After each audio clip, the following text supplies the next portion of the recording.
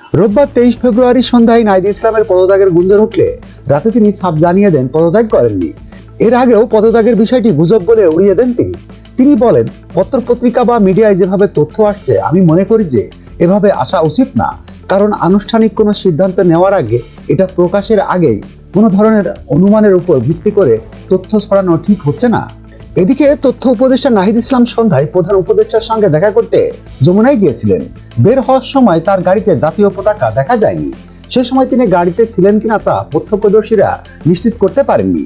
তখনই ছড়িয়ে যায় যে হয়তো পদত্যাগ করেছে নাহিদ ইসলাম। এর কিছুক্ষণ পরে এক প্রতিক্রিয়ায় সংবাদ মাধ্যমে জানান, আমি পদত্যাগ করিনি। গত মঙ্গলবার নাহিদ জানিয়েছিলেন উপদেষ্টার পদ থেকে পদত্যাগ করে নতুন রাজনৈতিক দলে যোগদানের বিষয়ে সপ্তাহের শেষের দিকে তিনি চূড়ান্ত সিদ্ধান্ত নেবেন।